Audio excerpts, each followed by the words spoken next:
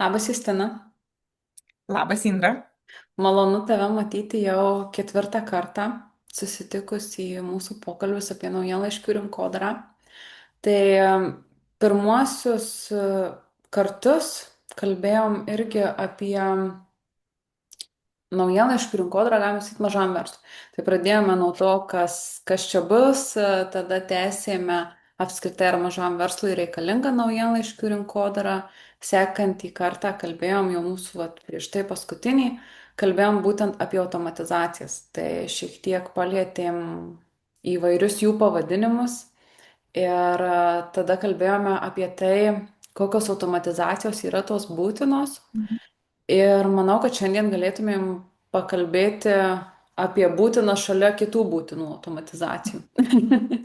Taip įvardinsiu, nes visos automatizacijos jos skirtingai veikia ir skirtingiem verslams skirtingai generuoja tas pajamas ir vienam labiau, kitam mažiau, bet šalia tų būtinų yra dar kelios būtinos, ypač artėjant būtent šiam šventiniam, galiu pasakyti, laikotarpiu, kada artėja mūsų Black Friday. Artėja ypač kalėdinis laikotarpis, kada labai daug žmonių žiūri produktus, gal ne visai juos dedasi į krepšelius, bet naršau, ieškau dovanų, ieškau nuolaidų ir viso kito.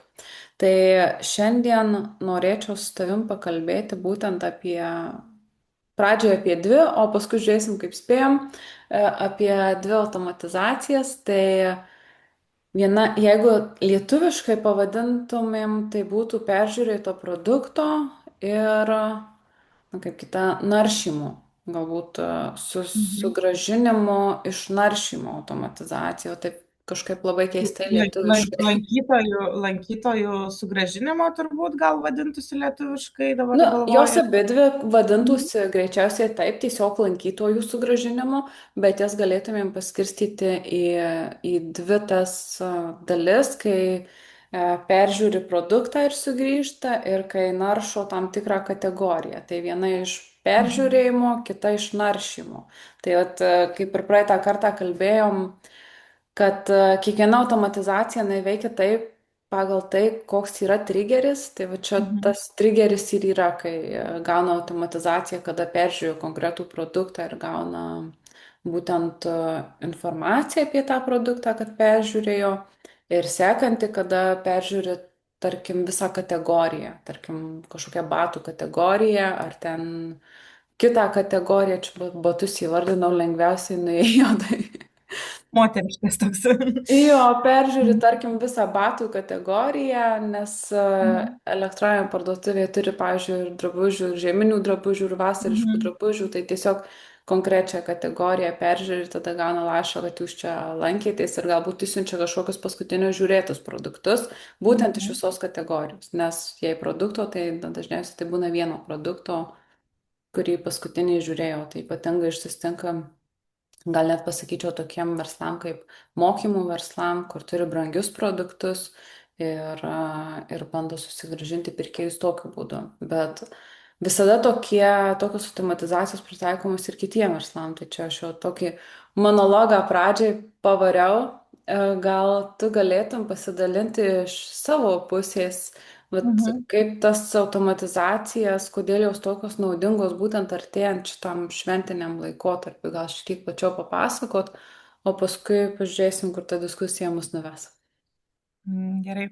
Mes su tavim kalbėjom, ar ne, kad pakalbėkime apie automatizacijas ir kažkaip galvojam, nu, dabar artėja tas kalėdinis laikotarpis ir pakalbėkim, galvojam apie tokias susigražink žmogų, dabar taip pavadinsiu aš jas, neišspoilinant, ką ten galima susigražinti ar ne. Tai bet viena yra, ką tu kalbėjai, ar ne. Aš ją visą laiką šiaip laikydavau kaip viena automatizacija peržiūrėto ar ne produkto, bet kaip tu ir sakei, tai yra dvi, ar ne, arba tu peržiūrėjai produktą, arba tu tiesiog lankėsi naršiai ar ne svetainiai, bet esmė jų tokia, kad, na, žmogus, kuris žiūrėjo produktą, naršė kategorijose ar ne, jisai neįsidėjo į krepšelį. Ir ta automatizacija sugražina lankytoją šiuo atveju, jau ne pirkėjos lankytoją, tai čia va tos dvi labai panašios yra susigrąžink lankytoją, turbūt galima jas taip irgi Taip, taip, pavadinti. taip. Ne? Ir kodėl dabar mes apie jas kalbam prieš jau ruošiantis, prieš artėjant ruošiantis kalėdiniai prekybai ir Black Friday, dėl to, kad kai ketvirtam ketvirtį jos yra tokios labiausiai efektyvios, paveikios, nes kas nutinka, ar ne? Žmonės naršo, ieško dovanų, ar ne? Tai vyksta ta tokia kalėdinė žvalgyba prekybos, ar ne, ir jinai prasideda gana anksti, rugsėjo mėnesį, bet žmonės vėliau jau, kai įsivažiuoja tas link Black Friday laikotarpio, mesgi pradedam gauti labai daug reklamų. Ir mes, jeigu iš pradžių žvalgomės, ar ne, po to mes tiesiog nebespėjame tą krepšelį įdėti. Čia pagavo reklama, kažkas mane užkalbino, atvažiavo kažkoks kurjeris, ten dar kažkas, ar ne, nu tas toksai chaotiškas visiems jis šiaip laikotarpis būna. Tai žmonės tiesiog iš tos gausos informacijos ir šiaip, kad turi ką veikti, nebenukeliauja dažniausiai tą ketvirtį į paliktą krepšelį ir paliktų krepšelių net gali sumažėti išsiųstų laiškų kiekis, ar ne, bet tada automatiškai mes pagaunam tą žmogų, nes jisai kažką žiūrėjo, jisai nebepriejo iki mūsų, parduotuvės, sakykime taip, ar ne, kasų, neapsimokėjo, net nebandė įdėti krepšelį, tai vėl to jinai tokia yra paveiki. Na šiaip, žiūrint iš tendencijų, čia dabar bijau pameluoti, 25-26 metais buvo prognozuota, kad jinai prasiverš ir jinai galimai bus įtakota ne tik tai kalėdinės prekybos, bet ir apskritai dėl to, kad mes vis labiau gyvenam tame užimtame amžiuje, kur mes ir skrolinam daug, ir reklamą pamatom, užkalbina kažkas būtis ar ne, tai jinai tikrai yra, įdomesnė tokia, tu gal labiau papasakosi, kaip jinai veikia, kiek jinai panaši yra į paliktą krepšelį ar ne, tam tikrą logiką, kuo jinai skiriasi, tai jau čia detalės gal tu pasidalinsi, aš labiau iš e-commerce pusės pasidalinau, kodėl jinai tokia šiaip reikalinga, ir paskui galėsim gal ir apie statistiką šiek tiek pakalbėti, ne? Tai Jo, pasidalink. Tai kaip ir minėjau, tas pats veikimas ir yra būtent iš tos pusės, kad tiesiog kai suveikia skirtingas triggeris, tada ir suveikia ta automatizacija. Ta automatizacija vėlgi kiekvieną kartą jinai gali būti, tarsi, noriu pasakyti, kad tiek ta naršytojo ir to būtent produkto, jos gali būti skirtingos, turėti skirtingą laiškų kiekį, bet kokiu atveju jos gali būti tikrai pritaikomos kiekvienam verslui, bet čia vėlgi reikia žiūrėti ir tus duomenis, ir laikotarpius, kada siunčiama, ir kiek tų laiškų galėtų būti, nes, atrodo, kitą kartą gali užtekti ir to vieno, nes mes irgi turim ir klientus, kuriem yra tiesiog vienas laiškas padarytas, kur galim tiesiog paimti, išsiųsti tą priminimą, žiūrėjai, kažkas to krepšelį, kažką peržiūrėjai, ne krepšelį, kažką peržiūrėjai, ateik pasižiūrėti dar kartą ir taip priminti, nes kartais tikrai aš pati save pagaunu, kai tu žiūri kažkokį tai produktą ir tu pamiršti ten tave, kaip tu sakai, kažkas užkalbino, gal kažkas paskambino, ar tiesiog kažkur kitur dėmesys pabėgo ir tu pamiršti net, kad tu žiūrėjai ir kad galbūt tau jo reikėjo ir gal ten buvo gera kokia akcija ar nuolaida ar dar kažkas tai. Ir tokios automatizacijos labai gelbėja, nes jos priverčia sugrįžti, jos primena apie tave ir tu gali tiesiog nueiti ir dar kartą pasižiūrėti. Tai lygiai taip pat, ar tu palikai peržiūrėjai tą produktą, ar tu palikai tą visą kategoriją, nes kaip tu sakai, tikrai yra tokių, šiuo metu toks laikotarpis, kai tiesiog greitai viskas vyksta, labai labai greitai. Žiūrėk, ir ta komunikacija ir viskas, yra labai greitai vartojama ir viskas taip greitai keičiasi, tas dėmesys greitai išblaško, net ir ta pati žinutė kitą kartą gali išblaškyti, jau tu žiūrėk, nežinai, kur nuėjai. Tai man atrodo, tos automatizacijos yra tokios vertingos, tai gal dar ne visi įvertina ir žino, kad tokias galima turėti ir išnaudoti. Čia žinai, kaip yra, kad ir, paimkim plačiau tą patį marketingą, ar ne, influenceriai, pamatom, ar ten ta pati reklama ir jų tikrai gausės artėjant Black Friday laikotarpį, ar ne, tai jie įsideda tas nuorodas, arba tiesiog parodo produktą, gal kažkur susiradai netgi kitoj parduotuvėj, nes kainas lyginais, ar ne, bet kartais būna, kad mačiau kažkokį tokį kremuką ir būna, tu atsidarai per Instagramą, ar ne, nenueina naršyklė ir jisai tiesiog, pradingo kažkur tai, ar ne. Tai va čia ta automatizacija, tikrai, taip pasakyti, mes gal patys nesusimastom, kad mes irgi taip pat naršom ir ne tik viską dedamės į krepšelį ir jinai yra tikrai paveiki ir kaip ir tu sakai, kartais galima automatizaciją dėlioti kaip vieną laišką, galima dėlioti ir šiaip įprastai, kaip jinai gimė ta automatizacija, tai jinai buvo padarytas analogas paliktam krepšeliui, kad irgi, kaip mes ir kalbėjome, ne pirmas laiškas yra priminimas, antras ten, tarkim, yra gal kažkokia tai nuolaida ir trečias laiškas yra ten jau priminti apie nuolaidą, bet vėliau tada jau tu tiesiog ją stebi, ar ne, arba tu iškart sprendi, kad tu vieną laišką darysi, ar tu darysi kelius tos laiškus, bet principas irgi yra panašus, tu turi priminti, kad ar tu įsidėjai, ar tu peržiūrėjai, tai kaip ir tu sakai, triggeris yra kitas. Tai va, nežinau, gal tu turi dar kažką papildyti prie šito, ar pavyzdžiui, kokią statistiką vėliau pasidalinsi, nes, nu, žinai, man tai skaičiai labai įdomu. Jo, iš tikrųjų mes, kadangi žinojom, jau vis tiek planuojamės po truputį tas temas į priekį, kad tie pokalbiai būtų naudingi, tai iš tikrųjų aš būtent pasidomėjau šiek tiek statistikos, kaip veikia. Tai domėjausi konkrečiai būtent automatizacija, kuri yra peržiūrėto produkto. Ne ten peržiūrėtos kategorijos, bet produkto, kai peržiūrė vieną produktą. Tai, pavyzdžiui, kadangi mes dirbam su Omnisendu, tai aš tiesiog žiūrėjau Omnisendo statistiką. Gal tie skaičiai atrodo šiaip juokingai, bet paskui privesiu prie esmės. Tai Omnisendo statistikoje 25 metais yra nurodyta taip, kad iš 10 tūkstančių išsiųstų laiškų nupirko 74.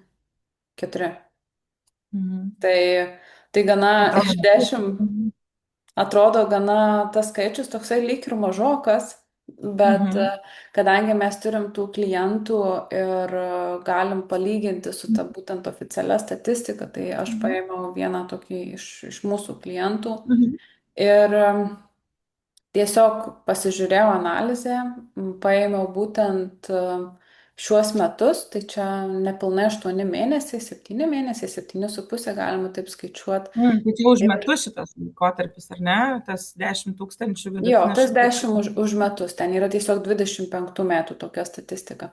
Tai paėmiau būtent vieną iš mūsų klientų, pasižiūrėti, kaip pas jį veikia, kad tiesiog pasiskaičiuoti irgi tuos visus, tai buvo 7 mėnesių statistika ir lyg tyčia sutapo taip, kad buvo išsiųsta beveik 10 tūkstančių laiškų, buvo ten 9,880 kažkas, tai netoli 10 tūkstančių ir irgi tą pačią statistiką, tai iš tų 10 tūkstančių buvo nupirkę 73. Tai labai taip panašiai, ten 74. Nu, ta prasme, ta statistika yra taip, kad tiesiog kas 73 perka. Iš tos automatizacijos perka. Jo, jeigu taip paprastai skaičiuojant, tai tiesiog iš 10 tūkstančių, kas 73, nu, Omnisendo statistika, kas 73 žmogus nupirko, tai pas mus iš irgi beveik 10 tūkstančių, kas 73. Tai tiek, kad pas mus nebuvo pilnų metų. Jo, pilnų metų nebuvo. Tai va, ir paskaičius gal per metus yra ten 20 tūkstančių, tai bus, iš 20 tūkstančių, išsisiuntė, tarkim, 20 tūkstančių, ar ne, tai tada automatiškai bus ten jau 100 kažkiek, tai yra ne, arba pas kažką gal jeigu išsisiunčia 5, nu, ta prasme, proporcija, ar ne. O tai, pavyzdžiui, tada skaičiuoti, nu, tai ten 73, ar ne, vidutinis krepšelis, šiaip yra kažkokia statistika, kiek pinigų generavo? Tai aš žiūrėjau, kiek, pavyzdžiui, pas mus yra, kaip apskritai viskas ten vyko, kadangi skirtingam prekių ženklui skirtingas ir tas vidutinis krepšelis pagal būtent produktus, nes vienuris gali kainuoti kelius šimtus eurų, kitur keliasdešimt. Tai, pavyzdžiui, žiūrėjau mūsų kliento statistiką, tai tas vidutinis krepšelis buvo apie 83 eurai. Tai per 7 mėnesius nepilnai 8 mėnesius ši automatizacija mūsų klientų sugeneravo beveik 12 tūkstančių eurų. Oho, tai čia net daugiau negu vidurkis, nes čia turbūt paskaičiuotas vidurkis, aš irgi paskaičiau, jeigu 73 krepšeliai, tai vidutiniškai galėjau uždirbti 6, bet matyt buvo krepšeliai didesni ir va suma, tai tada jau toks visai skaičius, nes kaip pasakėjai, žinai, iš 10 tūkstančių atrodo nedaug, ar ne, ir kas klauso, ar ne, atrodo, tai sugrįžta tų žmonių ar verta, bet va čia turbūt tas skaičius ir parodo, ne, kad jeigu mes matuosim, kad iš 10 tūkstančių, o pas jūs gal ten iš vis išsiųsta 5 tūkstančiai, ar ne, sugrįžta tik tiek, gal neverta čia tą automatizaciją darytis, gal per maži, bet tada pasižiūri vat, į rodiklį ir čia vat, net nepilni metai, kad vat, yra, nu, kad ir, žinai, ne 12, kad ir 10 tūkstančių išsiųstų, tai praktiškai panaši suma ir tada galvoju, kad visai gal ir nais, pasidarai galų galiau Taip. automatizaciją ir toks dalykas, tu ją pasidarai ir tu ją turi, aišku, tu prie jos ten turi sugrįžti, mes turbūt gal kokią temą irgi turėsim apie automatizacijų priežiūrą, nes manau, kad irgi labai labai aktuali tema Mhm. pakalbėti. Bet iš pradžių, ar ne, kai būna, kaip mūsų klientai, ar ne, kai pasidaro ir neįsijungia, ir ar iš karto, ar po mėnesio, oho, kiek papildomai generuoja. Toksai fainas toks momentas stebėti tą skaičiuką ir matyti, kad dar viena jungta automatizacija generuoja. Tai va šitą visai taip neblogai, kad ir, žinai, būtų, kad ir 12 mėnesių, 12 tūkstančių per mėnesį papildomas 1000, manau, visai irgi fainai būtų. O čia dar mažesnis, 8 ar 7 mėnesiai minėjai. Jo, Tai nu gal visai. nepilnai, aš tiesiog paėmiau laikotarpį šie metai, tai čia, nu, Mm. iki dabar praktiškai. Tai jo, mane irgi statistika šiek tiek nustebino, nes kartais tą statistiką tiek nepasidomėm, nes iš 10 Mhm. tūkstančių, kas 74 atrodo lyg ir tikrai mažokai būtų, Mhm. bet paėmus mūsų pačių, nu tai praktiškai statistiką pataikom, nepaisant laikotarpio. Tai iš tikrųjų pasidomėjau dar ir kitais keliais tokiais įdomesniais faktais. Pavyzdžiui, Mhm. žinai, kaip vyksta tie pirkimai sulyginami su atidariusiais, pavyzdžiui, ir ten jau paspaudusiais. Tai žinok, net užsirašiau, kad nesumeluočiau, nes žinau, kad apie statistiką dar pakalbėsim. Tai, pavyzdžiui, iš 38 atidariusių nuperka vienas. Mhm. Tai čia visai Tai neblogai. Tai jeigu Mhm. 38 atidaro, iš jų vienas nuperka ir Mhm. tada jau kas ten atidarė, jeigu Mhm. susigundo paspausti, tai iš 2,8 paspaudusių nuperka vienas.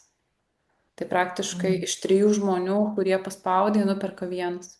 Tas Ir iš trečias. Mhm. 38, kurie atidarė, nuperka vienas. Tai. Čia, žinai, dar taip mintis tokia kilo dabar, kai tu čia daliniesi, tai skaičiai skraido, čia skaičiai aplink dabar dėliojasi ir galvoju, čia, žinai, kaip būna, vat, kai yra vertinama, o dažniausiai yra vertinamas, tikrai apie rodiklius dar pakalbėsim, nes čia tokia mano tema skaičiukai, bet kai būna vertina atidaromumą, ar ne, ir atidaromumas rodo vieną, ką ten galima pagerinti, jeigu krenta, ir paspaudimus. Ir mes, nu, irgi turim klientą, kur paspaudimai yra, nu, nedideli, bet ten praktiškai, vat, gal turbūt irgi kas trečias žmogus, kuris paspaudė, jisai nusiperka. Ir sumom, ar ne, kai žiūri, tai visai neblogai performina ten šiuo atveju naujienaiškiai. Tai, o čia vat irgi, ar ne, kad paspaudžia, jeigu dar geras paspaudimų rodiklis, jų nemažai. Tai vat vėlgi, čia turbūt irgi einam prie to, kad visgi kaip yra svarbu ne tik tai suprasti tas pačias automatizacijas, bet jas irgi įsivertinti ir paskui matuoti, ar ne? Tai, sakau, mes tikrai dar pakalbėsime apie rodiklius ir apie tą turbūt automatizacijų gal priežiūrą, kas kiek laiko peržiūrėti, grįžti ir pasižiūrėti kokią atskirą temą, nes jau čia šiandien tikrai nespėsim.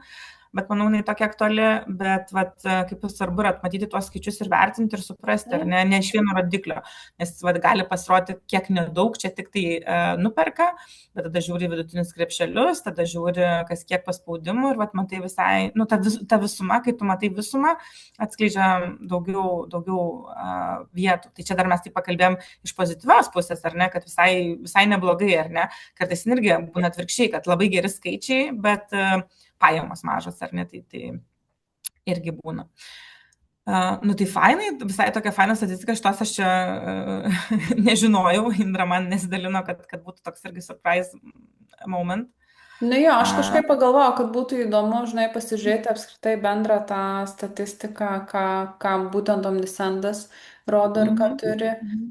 Ir tada tiesiog paėmiau vieną iš mūsų klientų, su kuriuo ir aš pati dirbu, kad pasižiūrėti, kaip ten pasinu. Tai praktiškai geriau nei statistika, nes dar Čia, metai čia, kaip pagal, nesibaigia. jo, čia kaip pagal vadovėlį, kai būna atsitinka, žinai, kaip pagal vadovėlį. Jo, tai Jo. iš tikrųjų, na, bet kokiu atveju mes apie tas automatizacijas apkalbėjom, šiek tiek vat, palėtėm būtent tas abidvi, konkrečiau vieną peržiūrėto produkto, Mhm. bet turim labai svarbų dalyką primint, kad, na, vis tiek reikia užtikrinti svetainės rautą, kad automatizacija veiktų, nes kai nebus kažkas žiūri tuos produktus, tai ta automatizacija tinkamai neveiks. Ir iš tikrųjų irgi turėjom ir šią savaitę aptarimą su klientu ir tikrai matosi kai kurie Mhm. pamažėjimai ir tada galim žiūrėti, ar tikrai čia kažkur srauto problemos, ar vis tik Mhm. automatizacijos, bet kaip ir tu pati sakei, nu, dažniausiai tai būna Mhm. srautas ir tai jau kartoji visiems ir, ir Ir čia labai prieinam prie tų pačių pasijaučia. skaičių. Jo, ir Labai prieinam prie tų pasijaučia pačių skaičių. skaičių, kaip reikia skaičius žiūrėti ar ne, kaip reikia srautą žiūrėti ar ne. Nes skaičiai parodo, kad sraute problema, skaičiai parodo, kad gal visgi gerai su ta automatizacija, nes jeigu būtų pamatę, kad ir va dabar kas nors sakytų, o gal aš svarstau už tą automatizaciją, visai čia gal sudomino, čia Black Friday artėja, ai, bet tik tai 70, nu vidutiniškai, čia aš taip suapvalinau, ar ne, Mhm. ateinam, tai gal ne, ir vat kaip svarbu yra matyti tą visumą. Tai čia ne tik tai šitą automatizaciją, mes paėmėm by the book ir klientą, ar ne, ir jeigu nebūtumėm pažiūrėję pajamų, gal Indra iš vis būtų man ryte sakiusi, net nekalbam apie tą automatizaciją, nes žiūrėk labai mažai, bet va kaip svarbu toliau giliau pasižiūrėti, ar ne, arba kaip Nu, bet čia svarbu ir vėlgi, man atrodo, apskritai dar labai reikia edukuoti, nes kiek matau, apskritai ir kiti specialistai dalinasi ypatingai, kaip sugeneruoja kosmiškas sumas iš naujienlaiškių, bet tas, kas nedirba su naujienlaiškiais, kartais nesupranta, kad ta suma sugeneruota yra skirtingų produktų vertės, galim tai pasakyti, nes Mhm. kur sugeneruoti sumą su Mhm. produktais, kurie kainuoja 8 ar kelis tūkstančius. Tai ir kur sugeneruoti produktus elektroninės parduotuvės, tarkim, nu, kur parduoda produktus, ten vidutinis krepšelis 20 eurų yra, kur produktai Mhm. iki 50 eurų. Tai, tai kartais net, manau, Mhm. nesuprantančius labai galima lengvai apgauti, nes tu tik tai parodai skaičius, kaip ten generuojamos šimtais tūkstančių, bet ne visi supranta, kad galbūt ten produktas yra. Jo, čia tokia, žinai, plati tema apskritai apie tos skaičius, kad čia bet kur, ne tik naujienlaiškiuose, tu gali paimti kažkokį skaičių, pavyzdžiui, mūsų meta specialistė ir kažkada prašiau, sako, aš galiu tau paimti, sako, aš galiu paimti labai gerą kampaniją arba pradžią kampanijos, kai pradeda suktis reklamos ir nuprinskrininti ir Taip? įdėti. Ir čia bus labai ok, ir kaip svarbu tą visumą matyti, nes galų galia vieną mėnesį gal gerai, kitą ne, bet ant kiek viskas veikia kompleksiškai ir kaip bebūtų, nu, reikia tą visą suprasti dalyką, ar ne, nes gali būti, kad mes parašėm kažkokį naujienlaiškį, jis žiauriai gerai išėjo ir mes jį galim pakartoti ir jis visiškai nebepasiteisins, arba automatizacija irgi ten, sakau, čia yra toksai nu, visgi dalykas, kad analizuojant ir tie rezultatai yra pasiekimi. Ir aš taip drąsiai sakau dėl to, kad nu, pas mus agentūrai tu pati žinai ir aš dar taip iškai galvodavau, ar tikrai tos ataskaitos taip reikalingos, merginos ruošia, analizuoja, aš irgi peržiūriu ar ne, bet būtent man atrodo, kad va, tą darant ir kiekvieną mėnesį stebint, tu ir pats tobulėjai visų pirma, ar ne, Taip, tai ar čia taip. paprastas e-shopas darosi, ar ne, kur ten myli, nemyli skaičius ir mato tuos skaičius. Ir tada pats ilgalaikiai perspektyvai supranti čia, kad negazdinti dėl tų skaičių, nežinau tikrai aš iš savo klientų, kad nemėgsta tų skaičiavimų ir žiūrėjimų, kad čia kaip su kalba išmoksti po truputį imi labiau suprasti tuos skaičius ir tada viskas būna aišku. Tai va. Tai va. Viską šiandien. Apkalbėjom, žinok, mūsų laikas jau senka, tai aš jau tavęs neužlaikysiu. Ir pradžioje užsiminiau apie dar vieną automatizaciją, tai aš manau, kad mes kitą penktąją skirsim laiko pokalbiui ir Mhm. pasikalbėsim ne tik kaip susigražinti lankytojus, bet kaip susigražinti pirkėjus, kurie jau yra pirkę, nes tam yra irgi atskiros automatizacijos. Tai šiuo metu turėjom tokią vieną lyg ir, bet galbūt pasiruošim šiek tiek gal daugiau. Pažiūrėsiu Mhm. iš savo pusės, kad paliestumėm, žinai, ir tuos segmentus, nes vėlgi tas pirkėjas irgi jisai yra visoks.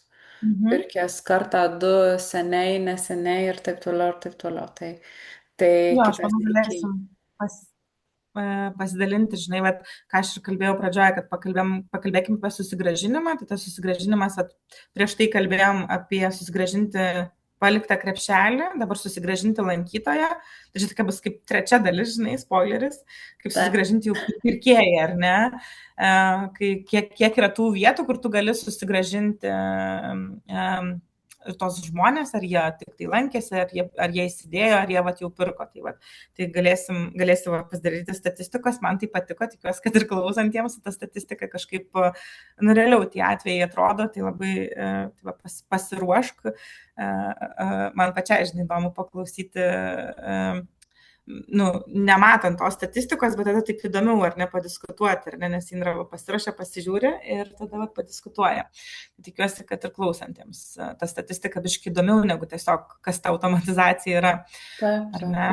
Va. Tai super. Ačiū tau tada už šiandien skirtą laiką. Ir tada pasimatysim su visais už savaitės kitoje temoje.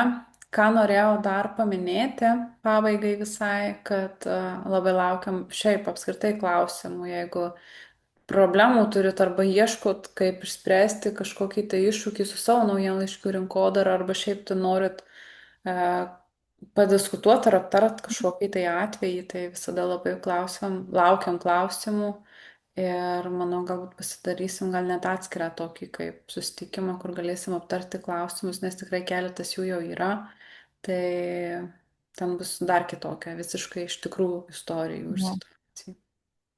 Tai va, tai siūskit klausimus, istorijas galėsim pasidaryti, ar kokią, ar ne, kaip tu sakai, kažkokį klausimų sesiją, gal net kokio keiso analizė, jeigu kažkoks Taip. įdomesnis yra, tai turit pasidalinkit, va, mums skaičiukai patinka, keisai patinka ir klausyti yra įdomiau, kai tai yra kažkoks ne vadovėlinis, ne teorinis dalykas, ar ne, toks, tai va, šiaip ačiū labai už temą ir už pokalbį, ir už laiką ir ačiū, kas klausėt.